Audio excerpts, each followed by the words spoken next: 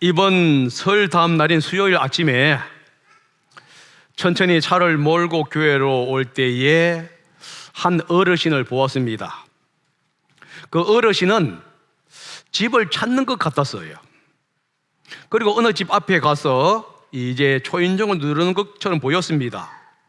저는 차에 있었기에 지나가면서 이제 사이드 미러, 백미러라고 하죠. 잠깐 실컷 보니까 음식 쓰레기통 위에 손을 얹는 것을 보았습니다. 그 순간 연민의 정을 느껴가지고 내려가지고 있는 것을 다 드릴까 하다가 혹시 내가 잘못 본 것은 아닌가 또 그렇게 해서 이 어르신의 마음을 상하게 하는 것은 아닐까 하는 마음으로 이제 갈팡질팡 하다가 그냥 교회로 왔습니다. 그런데 교회를 오는 동안에 마음이 상당히 안 좋았어요. 그 모습을 생각할 때마다 내가 내렸었어야 했는데 이런 마음이 저한테 있었습니다. 아마 이것은 저만의 문제가 아니라 모든 사람들이 가지는 이 마음일 것 같아요. 다른 사람의 아픔을 보면은 함께 아파하고 슬퍼하는 것이 인간의 마음이지요. 하나님의 형상을 닮은 사람들의 공통적인 특징이라고 얘기할 수가 있습니다. 오늘 본문에 보면은 이 바벨론의 멸망에 대해서 슬퍼하는 세 종류의 이야기가 나옵니다. 땅의 왕들에 대한 이야기이고 상인들에 대한 이야기이고 그리고 해상 무역에 종사하는 사람들의 이야기입니다. 그런데 이들의 탄식은 우리가 느끼는 일반적인 슬픔이나 탄식과 사뭇 다르다는 것을 우리는 발견하게 됩니다. 그래서 오늘은 이 세 종류의 탄식이 무엇이고 무엇 때문에 이들이 탄식을 했는가에 대해서 한번 살펴보기를 원합니다. 첫 번째 탄식은 세상 왕들의 탄식입니다. 세상 왕들은 바벨론이 멸망하는 것을 보고 가슴을 치면서 통곡을 합니다. 9절입니다. 한번 다 같이 읽어봅니다. 시작. 그 도시와 더불어 음행을 하고 방탕한 생활을 한 세상의 왕들은 그 도시를 태우는 불의 연기를 보고 그 도시를 두고 울며 가슴을 칠 것입니다. 이 왕들은 요한계시록 17장 16절에서 음녀 바벨론을 멸망시킨 적그리스도와 그들의 조력자인 열왕을 지칭하는 것은 아니에요. 오히려 바벨론과 정치, 경제, 문화 등 동맹을 맺고 거래를 했던 나라의 지도자들을 지칭할 수가 있습니다. 이 지도자들은 바벨론과 더불어 음행을 했고 방탕한 생활, 사치스러운 삶을 살아왔던 겁니다. 음행과 방탕한 생활을 했다. 이 표현은 뭐냐면은 바벨론과 정치, 경제, 종교 등 모든 영역에서 결탁을 함으로 도덕적인 부패와 우상숭배에 빠졌다 하는 뜻이고요. 또한 이 결탁으로 통해서 제공받은 평화 아래에서 사치스러운 생활을 했다 하는 의미가 있습니다. 이들은 이 평민이나 일반 사람의 희생의 결과로 얻은 이 축적한 부로 화로운 생활을 했고 사치스러운 생활을 했다는 거예요. 그런데 이 부와 평화, 안전을 제공해 주던 이 바벨론이 예기치 않은 재앙을 만나 불에 타고 있는 모습을 보면서 슬퍼하고 있는 겁니다. 그런데 특이한 것은 이 세상 지도자들이 불이 타고 있는 이 바벨론을 도와주지를 않고 있는 거예요. 빨리 가서 불을 끈다든가 아니면 군사를 이끌고 가서 그들을 도와주어야 했는데 그렇게 도와주지 않고 멀리 서서 바벨론이 당하는 고통을 지금 슬퍼하고 있는 겁니다. 여러분, 왜 멀리 서서 슬퍼하고 있는 것일까요? 두려움 때문이지요. 큰성 바벨론이 멸망당하는 것을 두려워했기 때문이고요. 좀 더 정확하게 이야기를 표현하자면요, 바벨론에 임한 재앙이 자신에게 임할 것을 두려워했기 때문에 그렇습니다. 사실 그들은 바벨론의 악한 행동과 죄의 공범이었어요. 그들은 바벨론과 함께 음행을 했고 함께 방탕한 삶을 살았습니다. 그래서 바벨론에 내려진 이 심판은 곧 그들에게 닥쳐올 심판과도 연결될 수가 있는 것입니다. 그래서 그들은 낙담하면서 거리를 두고 슬퍼하고 있는 것이에요. 10절에 이렇게 얘기합니다. 화를 입었다 큰 도시야, 이 강한 도시 바벨론아, 너에게 심판이 한순간에 닥쳤구나 라고 탄식하고 있습니다. 강하고 무너지지 않을 것 같았던 이 바벨론이 무너진 거예요. 아무리 강력하고 견고한 것도 무너진다는 것을 우리는 알 수가 있습니다. 하나님이 세우지 않으면은 이 땅의 모든 것은 무너집니다. 권력도 무너지고 부도 무너지고 부귀 영화도 무너진다는 것이지요. 이 땅의 것은 순식간에 무너집니다. 영원할 것 같아서 눈 깜빡할 사이에 무너지는 거예요. 그래서 이 무너지는 것에 의지하지 말고 영원한 주님을 의지해야 하는 겁니다. 두 번째 탄식은 상인들의 탄식이에요. 상인들이 슬퍼한 이유도 바벨론이 무너진 것 때문에 슬퍼한 것이 아닙니다. 그들의 상품을 살 사람이 없기 때문이고요, 사업 파트너가 무너졌기 때문에 그렇습니다. 11절을 보십시오. 다 같이 읽어봅니다. 시작. 그리고 세상의 상인들도 그 도시를 두고 울며 슬퍼할 것입니다. 이제는 그들의 상품을 살 사람이 하나도 없기 때문입니다. 그들이 울며 슬퍼합니다. 그 이유가 무엇이죠? 그들의 상품을 살 사람이 없기 때문에. 바벨론은 이 상인들의 주 고객이었습니다. 역사가들은 1세기의 세계 로마의 과도한 사치와 낭비에 대해서 이렇게 기록하고 있습니다. 로마 황제 네로가 통치할 때에 그는 잔치를 벌였는데, 잔치를 벌일 때에 이집트로부터 수입한 장비를 사용했다고 합니다. 그런데 한 번에 거의 1억 원 정도를 사용했다고 그래요. 비텔리우스라고 하는 이 황제는 송작새의 뇌와 깨꼬리 혀의 별미를 좋아했는데, 그가 1년도 안 될 정도로 재위 기간이 있었습니다. 그 기간 동안에 약 200억을 음식에만 투자했다고 합니다. 한 로마인은 엄청난 재산을 다 탕진한 후에 쥐꼬리만한 돈으로 살 수 없다 하고 자살을 했는데, 그 쥐꼬리만하게 남은 돈이 얼마였느냐? 자그마치 3억이었다는 거예요. 이게 바로 그 당시의 로마였습니다.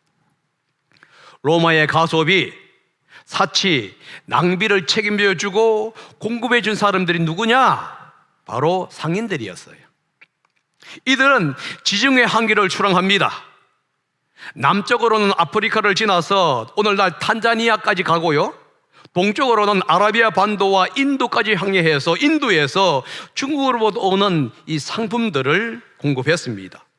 이런 수입 상품들을 로마인들의 사치와 방탕한 삶을 살도록 공급해 주었다는 거예요. 그런데 이 바벨론의 멸망으로 인해서 상인들은 VIP, 주 고객을 잃어버리게 된 거예요. 이 바벨론의 멸망은 결국은 상인들의 경제적인 수입의 원천이 사라지는 것을 의미합니다. 그들의 상품들을 살 수 있는 사람이 하나도 없다는 것을 의미하는 것이에요. 그래서 슬퍼하고 탄식한 것입니다. 여러분, 11절에 보면 이렇게 나옵니다. 그들의 상품이라는 용어가 나와요. 다시 말해서 상인들의 상품이라는 표현이지요. 상인들이 로마에 제공한 상품이 무엇인지에 대해서 이제 설명을 해주는데, 12절과 13절에 있는 내용이거든요. 한번 읽어봅니다. 시작. 그 상품이란 금과 은과 보석과 진주요, 고운 모시와 자주 옷감과 비단과 붉은 옷감이요, 각종 향나무와 각종 상아기구와 값진 나무와 구리와 새나 대리석으로 만든 온갖 그릇이요, 계피와 향료와 향과 몰약과 유향이요, 포도주와 올리브 기름과 밀가루와 밀이요, 소와 양과 말과 병거와 노예와 사람들의 목숨입니다. 본문을 여러분 보게 되면 29가지의 상품 목록이 나옵니다. 이 29가지는 로마 제국 당시에 지도층들이 선호했던 물품들이었어요. 가장 선호했던 물품들입니다. 이 상품을 본문은 6가지 그룹으로 지금 구성하고 있거든요. 첫째가 뭐지요? 금, 은, 보석, 진주와 같은 귀금속을 얘기합니다. 금과 은은 구약 성경 시대부터 시작해서 값비싼 교역 물품이었습니다. 금은 부의 상징이었고요. 그런데 이 로마인들은 이제 은에도 눈을 돌리기 시작했습니다. 그래서 침상이라든가 사치스러운 욕조, 거울, 접시 등을 만들 때에 은을 사용했습니다. 보석과 진주는 여성들의 장신구로 많이 사용했는데요, 이 부유한 여성들은 진주를 지렁지렁 매달고 다님으로써 자기의 부를 과시했다고 합니다. 율리우스 가이사라라고 하는 황제는 정부, 그러니까 첩이라고 할 수도 있죠, 정부인 세르빌리아에게 하나에 2천만 원이라고 하는 호가 가는 진주를 사주었다고 얘기하고 있고요, 이 금과 은은 주로 스페인으로부터 수입을 했고, 보석과 진주는 인도나 아프리카, 소아시아로부터 이제 수입을 했습니다. 두 번째 상품은 뭐가 나오느냐? 고가의 사치스러운 옷감을 얘기합니다.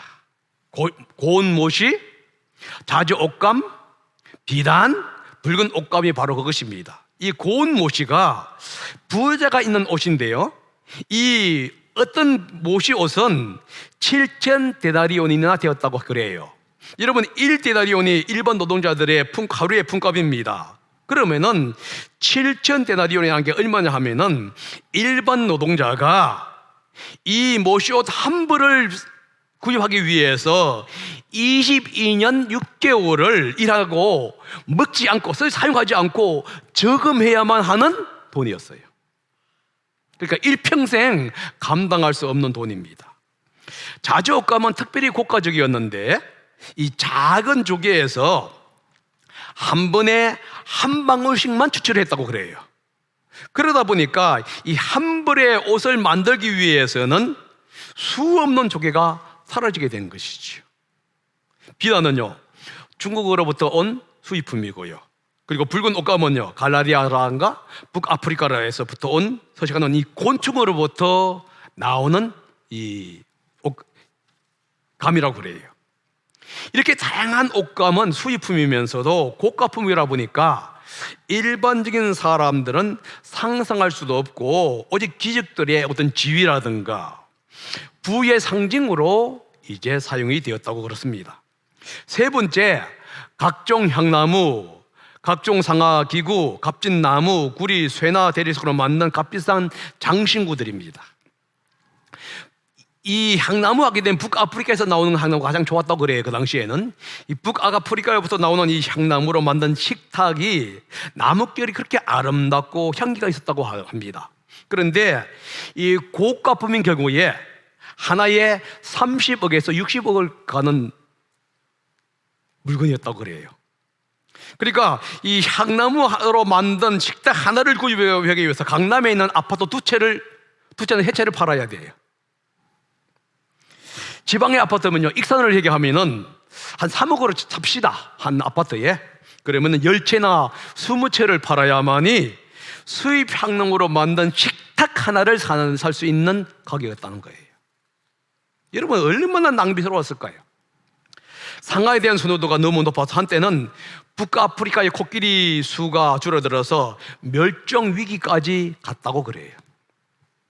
구리, 쇠, 대리석은요 모두 수입품으로서 장신구나 집을 짓는 데 사용했습니다. 쇠 같은 경우에는 평화로운 시기에는 농업 도구라든가 어떤 형상을 만들 때 사용했고요, 전쟁 시에는 금이라든가 무기로 사용이 되었습니다.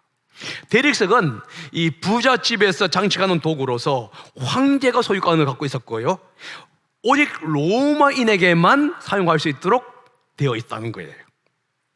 네 번째 상품은 뭐지요? 계피, 향료, 향, 유황과 같은 향신료입니다. 모두 수입품이에요. 이 값비쌉니다.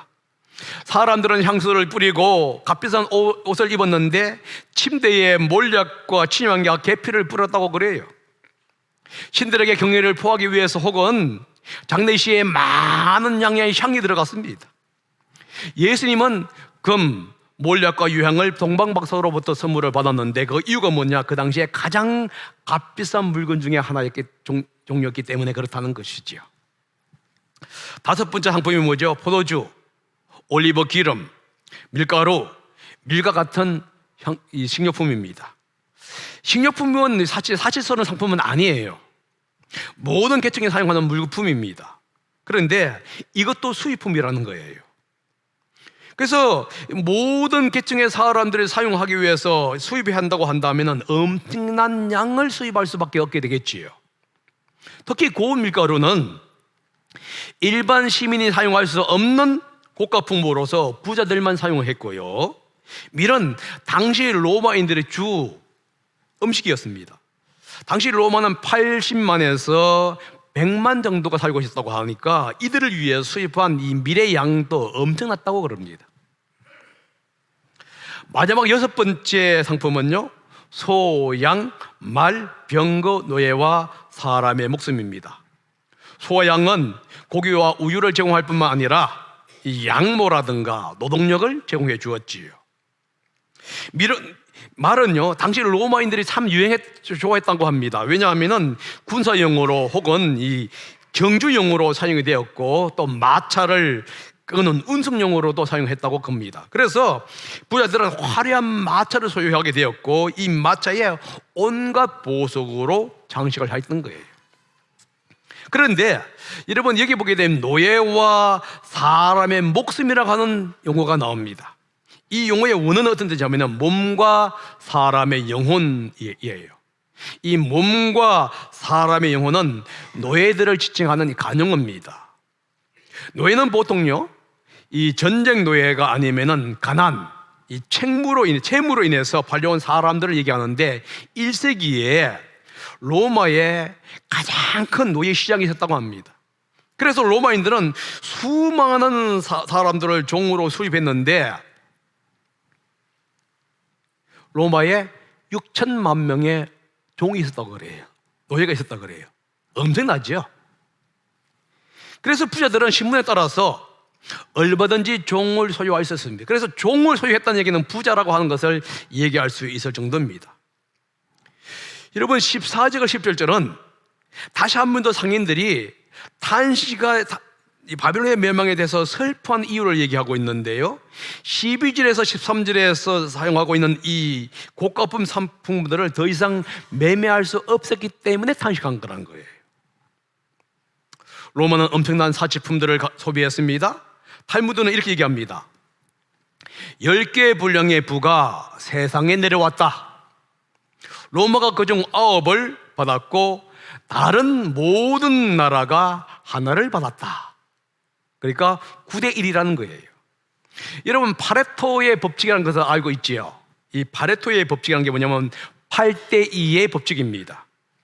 1897년도 이탈리아 경제학자 빌프레도 파레토가 통계 자료를 이렇게 분석하면서 나온 결과를 발표했습니다. 그 결과에 의하면은, 분석한 결과에 의하면은 20%의 인구가 80%의 돈을 가지고 있고 나머지 80%의 인구가 20%의 돈을 나누고 가지고 있다. 이게 바로 파레토의 법칙입니다. 8대 2의 법칙이에요. 그런데 탈무드에 보게 되면은 이것과 비슷한 법칙이 하나가 있습니다. 78대 22. 다시 말해서 7.8대 2.2의 법칙입니다. 이게 어떤 뜻이냐면은 정사각형 안에 원을 그리게 되면요 78대 22가 된답니다. 공기의 성분 중 질소가 78이고 산소와 그 나머지 기타의 성분이 22로 구성이 되어 있습니다. 그러니까 사람의 몸이 수분이 78이고 다른 물질이 22%로 되어 있다고 합니다. 이 법칙을 유대인들은 상술에 적용합니다. 다시 말해서 돈을 빌려주고 싶은 사람이 78%고요. 돈을 빌리고 싶어 하는 사람이 22%라는 거예요. 그래서 이 원리를 이용해서 한 것이 뭐냐? 은행이에요. 그래서 유대인들은 은행을 사용합니다. 그래서 은행은 돈을 빌려주고 싶어 하는 사람의 78%의 돈을 저축이라고 명목하에 받아가지고 빌려 쓰고 싶어 하는 사람들 22%에게 대출이라는 명목으로 주고 나서는요, 그 이익으로 운영하는 사업체가 바로 은행이에요. 그런데 은행의 최초의 시작이 누구였냐? 바로 유대인들입니다. 그런데 로마는요, 8대 2가 아니에요. 7.8대 2.2도 아닙니다. 9대 1의 비율로 사치스러운 삶을 살았다는 거예요. 그런데 이 모든 것들이 상인들의 손을 거쳐서 제공된 겁니다. 그래서 여러분 14절을 보게 되면 로마인들이 사용한 사치 상품을 갖고 뭐라고 얘기하고 있느냐? 내가 마음속으로 담아둔 실과, 이렇게 얘기했습니다. 마음속으로 담아둔 실과, 이게 바로 29개의 사치품이었다는 거예요. 6종류의 사치품이었습니다. 여러분, 마음에 담아놓은 실과라는 게 뭔 뜻인가요? 바벨론의 존재의 목적을 얘기하고 있는 겁니다. 바벨론이 존재하는 목적이 하나님의 영광이 아니라 경제적인 부요, 자신의 만족이라는 것을 지금 얘기해 주고자 뭐로 썼느냐? 내가 마음속으로 담아놓은 실과, 이렇게 얘기한 거예요. 여러분, 인간이 존재하는 목적은 소유하는 물질이 아닙니다. 그러나 바벨론의 존재의 목적은 얼마나 값비싼 물건을 가지고 있느냐, 이것이었어요. 그래서 그들은 마음속에 항상 값이 나고 사치스러운 것들을 가지고 싶어 했습니다. 여러분, 물질이 인생의 목적인 사람들은 얼마나 가지고 있느냐에 따라서 사람을 판단하지요. 가지고 있는 것, 화려하고 사치스러운 것들 사라져요. 고운 못이 옷도, 자주색 옷도, 빨간 옷도 한순간에 사라집니다. 금과 보석, 진주도 한순간에 사라지고요, 아무리 많은 재물도 한순간에 사라집니다. 상인들은 이 한순간 사라지는 것을 보면서 슬퍼하고 있는데, 그 인생의 무상을 깨닫고 주님께로 돌아가야 하는 것이 아닐까요? 여러분, 우리가 하나님의 말씀을 통해서 들으면서, 그래, 이 세상의 것이 다 사라진다. 여러분들이 타고 있는 자동차 한 달만 지나면 중고가 되지요. 여러분들이 입는 옷 한 달만 지나면 중고가 됩니다. 여러분들이 집 살 때는 비쌀지 모르지만 한 달, 두 달만 되게 되면 다 중고가 되는 거예요. 그러면 야, 이것은 아무것도 아니다 그러면서 어디로 가야 합니까? 주님께로 돌아가야 합니다. 그런데 로마인들은 주님께로 돌아간 게 아니라 사라지는 것에 대한 애석함으로, 안타까움으로 탄식하고 있는 거예요. 낙심하면서 탄식하고 있는 겁니다. 이게 우리들의 모습은 아닐까요? 인생 무상을 깨닫고 주님께로 돌아가야 하는데, 사라질 것, 없어질 것을 알아보라보면서 내가 더 많이 가지지 못해서 사라진다고, 내가 더 많이 갖지 않아서 없어진다고 여러분 탄식하고 있는 것은 아닙니까? 여러분, 세 번째 그룹은 해상교육을 통해서 생활하는 모든 사람들을 얘기합니다. 선장, 성객, 선원, 그리고 바다에서 일하는 사람들은 모두가 다 해상교육을 통해서 생활하는 사람들입니다. 이들은 바다를 생계수단으로 삼는 사람들이었습니다. 당시 로마의 상인들은 이 모든 상품들을 수입할 때에 배를 사용했습니다. 그래서 이 물건을 수송해 주는 것은 뭐냐? 바로 이 해상 무역을 상대한 사람들의 생계수단이었단 말이지요. 그런데 바벨론이 멸망함으로 말미암아 그들의 생계수단이 사라져버린 거예요. 잃어버린 겁니다. 그래서 멀리 있어서 불에 타는 바벨론을 봅니다. 그리고 탄식을 하고 있는 거예요. 그들은 머리에 먼지를 뿌리면서 슬퍼옵니다.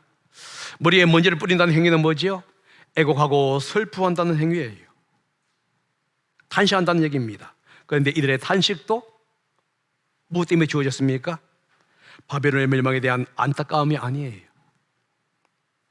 자신들의 삶에 영향을 주었기 때문이고요, 자신의 직장에 영향을 주었기 때문이지. 여러분, 우리는 이 바벨론 멸망에 대한 세 부류의 사람들의 탄식을 보았습니다. 모두 바벨론의 멸망 그 자체에 대해서 탄식하고 슬퍼한 것이 아니라는 것을 우리는 알 수 있지요. 자기들의 사업, 직장을 잃어버렸기 때문이고요, 이익이 사라져 버렸기 때문입니다. 이것이 바로 물질을 인생의 목적으로 살아가는 사람들의 특징이지요. 여러분, 물질이 나쁜 것은 아닙니다. 그러나 물질을 여러분의 인생의 목적, 삶의 목적, 직장을 갖는 목적이 되어버릴 때에 바로 이렇게 되는 거예요. 큰성 바벨론은 물질 만능주의의 사고를 대변해주고 있는 것입니다. 오늘날 한국의 모습입니다. 제가 여러분들에게 한 달 전인가 보낸 것이 있습니다. 그래서 세계가 가장 중요하게 여기는 것, 그런데 다른 많은 나라는요, 가족이에요. 그런데 한국인만큼은 물질입니다. 이게 바로 바벨론의 모습이에요. 이게 바로 바벨론과 함께 살아갔던 세상 왕들의 모습이었고요, 이것이 바로 바벨론에게 물질을 공급해 줬던 상인들의 모습이었고요, 이것이 바로 그 물품을 운반했던 해상 사업에 종사했던 사람들의 모습입니다. 이것이 바로 오늘날 대한민국에 살고 있는 모든 사람들의 모습이지. 여러분, 이 땅의 것을 사모할 때에 인간성이 바뀐다는 사실을 기억하셔야 합니다. 상대편의 아픔을, 이웃의 아픔을 아픔으로 느끼지 아니하고요, 오히려 나의 이익의 유무에 따라서 판단하거나 아픔을 느낀다는 거예요. 여러분, 우리는 오늘 이 말씀을 통해서 물질이 아니라 물질을 허락하신 하나님을 경외하는 성도가 되어야 돼요. 인생의 목적을 우리는 다시 한 번 더 정립해야만 합니다.